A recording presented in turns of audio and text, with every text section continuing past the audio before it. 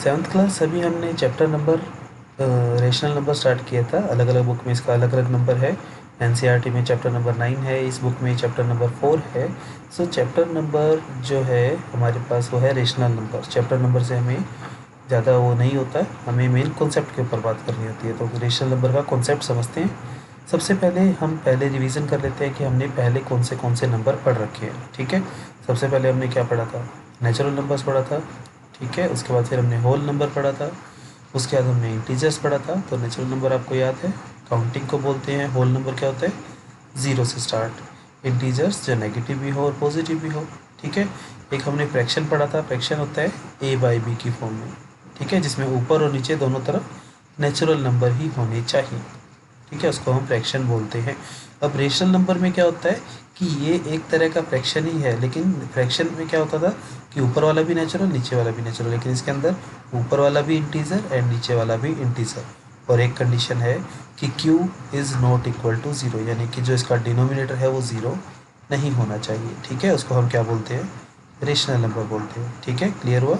तो rational number होता है जिसको हम फ्रैक्शन की फॉर्म में लिखते हैं, लेकिन ऊपर भी इंटीजर आ सकता है, नीचे भी इंटीजर। इंटीजर का मतलब होता है पॉजिटिव भी आए नेगेटिव भी आए। फ्रैक्शन के अंदर सिर्फ पॉजिटिव आते थे। ओके, तो रेशनल नंबर होता है पी बाई क्यू की फॉर्म में, जहाँ पे क्यू ज़ीरो नहीं होना चाहिए। ठीक है, ओके, ये कुछ एग्जांपल्स है हमारे पास रेशनल नंबर के। आप इसको देख सकते हैं, एक बार इसको नोट कर लीजिए।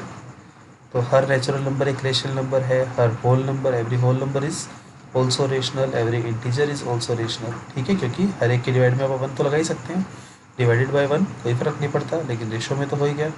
ओके, ठीक है, चलिए आगे बढ़ते हैं। ओके, ये देखिए, ये था अपने पास जो एग्जांपल था उसका कि सारे के सारे नेचुरल नंबर रेशनल होते हैं। उसी तरह से सारे के सारे इंटीजर्स भी रेशनल होते हैं। सभी के सभी फ्रैक्शंस भी इंटीजर्स होते हैं। तो सबसे बड़ा जो ग्रुप है नंबर्स का वो है रेशनल नंबर। ठीक है, यहाँ तक कोई डाउट? चलिए ठीक है, आगे देखते हैं। उसके बाद हमारे पास positive rational number. Positive rational number होते हैं जिसका न्यूमरेटर भी पॉजिटिव, डिनोमिनेटर भी पॉजिटिव। ठीक है, या तो दोनों के दोनों पॉजिटिव हों, न्यूमरेटर एंड डिनोमिनेटर, या फिर दोनों के दोनों नेगेटिव हों। ठीक है, क्योंकि अगर दोनों नेगेटिव होंगे तो माइनस से माइनस कट जाएगा। तो ये भी पॉजिटिव, ये पॉजिटिव, ये पॉजिटिव। तो जिसमें न्यूमरेटर और डिनोमिनेटर दोनों पॉजिटिव हों या दोनों नेगेटिव हों, उसको आप क्या बोलेंगे? Positive rational number. और अगर उन दोनों में से तो पॉजिटिव रेशनल नंबर जिसका न्यूमरेटर डिनोमिनेटर दोनों के दोनों या तो पॉजिटिव हो या नेगेटिव हो। और negative natural number, negative rational number का मतलब इसका या तो न्यूमरेटर नेगेटिव हो या डिनोमिनेटर नेगेटिव हो। Okay, is this okay? चलिए, उसके बाद है हमारे पास तीन इंपॉर्टेंट प्रॉपर्टीज़ है रेशनल नंबर की। सबसे पहली प्रॉपर्टी है कि अगर हम न्यूमरेटर एंड डिनोमिनेटर को सेम नंबर से मल्टीप्लाई करते हैं तो रेशनल नंबर में कोई फ़र्क नहीं पड़ता। ठीक है, the rational number will remain unchange. अगर हम न्यूमरेटर एंड डिनोमिनेटर को सेम नंबर से मल्टीप्लाई करते हैं, जैसे इसने एग्जांपल लिया है यहाँ पे p multiply m, q multiply m, तो ये p अपॉन q के इक्वल ही है। जैसे इसमें एग्जांपल है हमारे पास -2/3 को पहले 2 से मल्टीप्लाई किया, फिर 3 से किया, फिर 4 से किया, फिर 5 से किया। किसी भी नंबर से करो, लेकिन ऊपर नीचे दोनों को सेम नंबर से करना है, तो सारे के सारे नंबर सेम ही आएंगे। ठीक है, आप इसको जब कट करके देखोगे ना, क्योंकि देखो 2 के टेबल पे कट रहा है तब भी ये बनेगा, ये 3 के टेबल पे कटेगा, तो ये आपस में कट जाते हैं। Is this okay?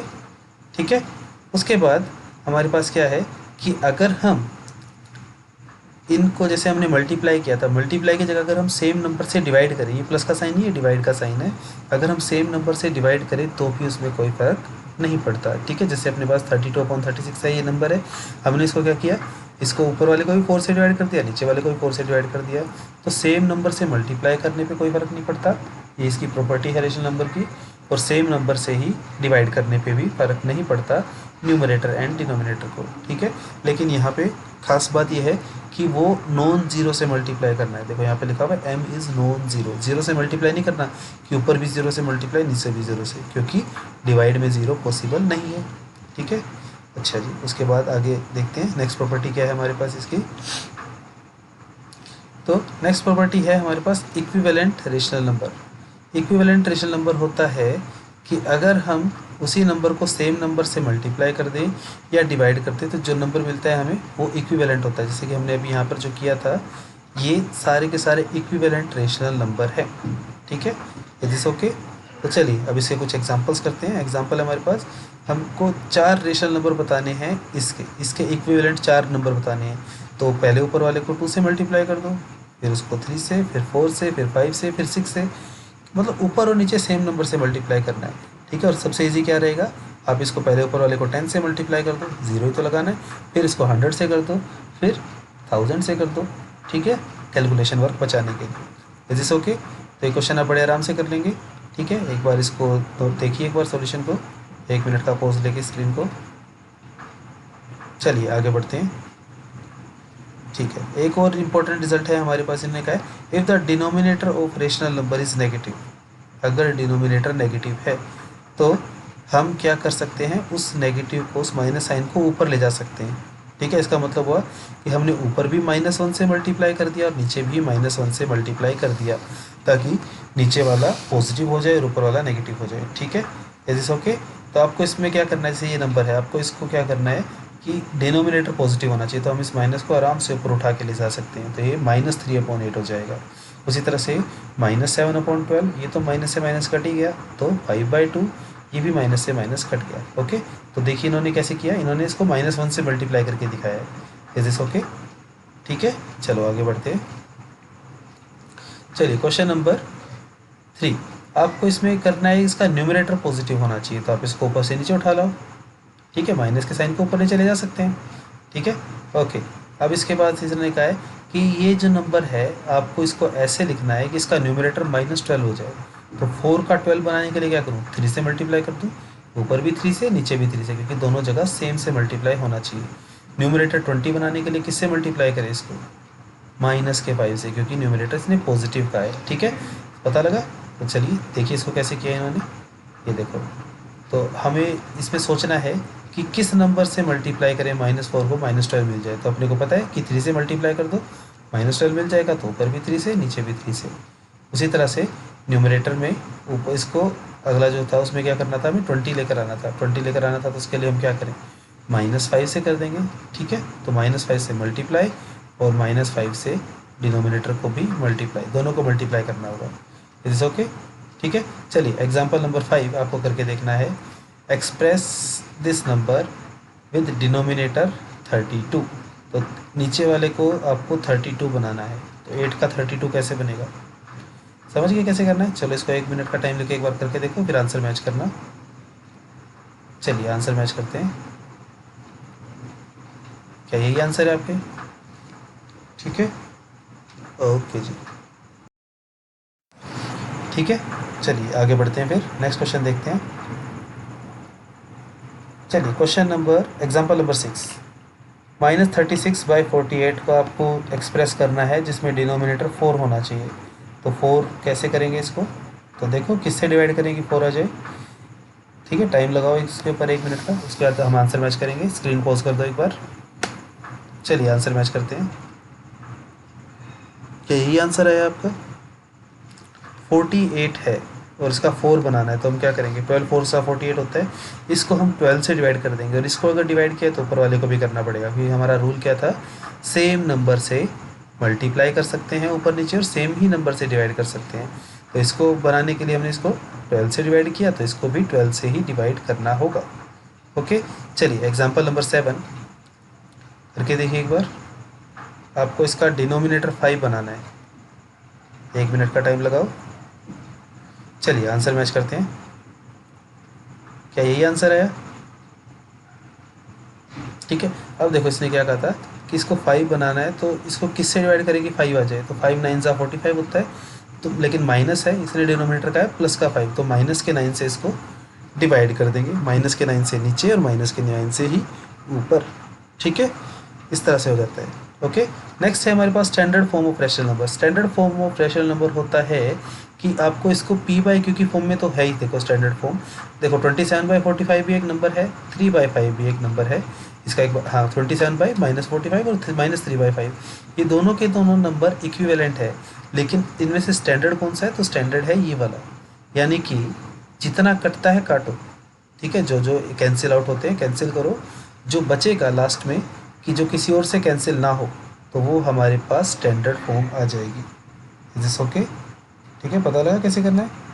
ठीक है, तो जैसे कि अपने पास ये है 21/35, तो आपको इसको स्टैंडर्ड फॉर्म में लिखना है। तो क्या करेंगे, ये देखेंगे कि दोनों के दोनों किस टेबल पे जा रहे हैं। तो 7 3 ज़ा 21, 7 5 ज़ा 35, तो 7 के टेबल पे कटेंगे तो 3/5 ये इसकी स्टैंडर्ड फॉर्म हो गई। ओके, इसी तरह से नेक्स्ट हो जाएगा। इसका बताओ फटाफट से स्टैंडर्ड फॉर्म में क्या होगा, 1 मिनट का पोज लेके। तो मेरा इसका आंसर आया है -4/5। आपका कितना आया है, चलो चेक करते हैं। जी हाँ, -4/5, 8 के टेबल पे कट रहे थे वो। ठीक है, चलिए अगले वाले को बताइए किस पे जाएगा।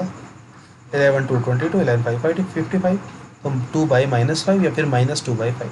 ठीक है, उसी तरह से ये 9 4 ज़ा 36, 9 5 ज़ा 45, माइनस से माइनस कटेगा तो 4/5 आ जाएगा। ओके, इस तरह से हमें क्वेश्चंस करने हैं। आगे बढ़ते हैं।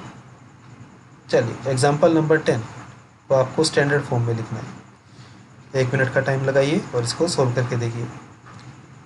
देखो, ज़रूरी नहीं है कि जो हमें क्वेश्चन मिले वो बड़े आराम से डिवाइड हो जाए, तो किसी मुश्किल नंबर पे भी जा सकता है। जैसे इसके अंदर ये 19 के टेबल पे डिवाइड हो रहा है, तो इसीलिए आपको, जैसे मैंने बताया था कि आपको 1 to 20 तक तो टेबल अच्छे से लर्न होनी चाहिए, ताकि कैलकुलेशन वर्क बहुत जल्दी जल्दी हो सके। Is this okay? ठीक है, चलिए आगे बढ़ते हैं फिर। नेक्स्ट है हमारे पास दो रेशनल नंबर है a/b एंड c/d। अगर ये दोनों इक्वल है या इक्विवेलेंट है, ठीक है, इक्विवेलेंट होंगे। इक्विवेलेंट कब होते हैं, जब सेम टेबल पे काटने के बाद वही नंबर बन जाए। ठीक है, जैसे हमने ये दोनों इक्विवेलेंट रेशो है, तो इस चीज़ का पता लगाने का तरीका क्या है, आप इसकी क्रॉस मल्टीप्लाई कर दो, वो भी इक्वल होंगे। ठीक है, अगर a/b एंड c/d इक्वल है तो AD is equals to BC होगा। ठीक है, तो जैसे अगर हमें चेक करना हो, जैसे मान लीजिए हमारे पास ये एग्जांपल है, आपको ये शो करना है कि ये दोनों इक्विवेलेंट है, तो इसका सिंपल सा तरीका, या तो आप इसको ऐसे कर दो कि 5/-6 है, जब हम इसको कट करेंगे तो कि कितना आएगा, 5/6 ही आएगा, माइनस का 5/6 आएगा, पहला तरीका। ठीक है, this is on simplifying, this is also 5/6। और दूसरा तरीका क्या है, आप इन दोनों की क्रॉस मल्टीप्लाई कर दो, अगर दोनों के दोनों इक्वल आ जाए तो इसका मतलब आंसर सही है। ठीक है, देखो जैसे इसको अगर हम इससे करेंगे तो 15 और 6 दोनों माइनस के हैं, तो माइनस को माइनस से मल्टीप्लाई करेंगे तो प्लस हो जाएगा। तो 15 6 आर 90 और 18 5 आर 90, तो दोनों इक्वल आ रहे हैं, तो इसका मतलब ये इक्विवेलेंट है। ओके, ठीक है, उसी तरह से देखिए क्वेश्चन नंबर 12, इस टाइप के क्वेश्चन एग्जाम में काफ़ी पूछे जाते हैं। देखो इसको, कि फाइंड करना है आपको एक्स की वैल्यू निकालनी है जिसमें कि ये दोनों इक्विवेलेंट हो, तो हम क्या करेंगे, क्रॉस मल्टीप्लाई कर देंगे। ठीक है, तो क्रॉस मल्टीप्लाई करेंगे तो 8 × x is equals to, minus से माइनस कटेगा 24 × 3, तो 8x इज इक्वल्स टू 72। अब इधर ये चीज़ मल्टीप्लाई में है तो उधर जाएगी तो डिवाइड में हो जाएगी और x की वैल्यू 9 आ गई। एग्जाम्पल नंबर 12 को एक बार फिर से देखो ध्यान से। ओके, कर लोगे इसको? चलिए ठीक है, आज का आपका होमवर्क रहेगा एक्सरसाइज 4, तो आपको ये क्वेश्चंस ट्राई करने हैं। तो यहाँ पर है क्वेश्चन नंबर 1 2 3 4 5, 5 क्वेश्चंस, इनको ट्राई कीजिए। पहले स्क्रीन पॉज करके एक बार इसका स्क्रीनशॉट ले लो करने के लिए। उसके बाद है हमारे पास क्वेश्चन नंबर 6 एंड 7। ठीक है, तो आपको ये 7 क्वेश्चंस आज होमवर्क में करके रखने हैं। ठीक है, ओके, थैंक यू।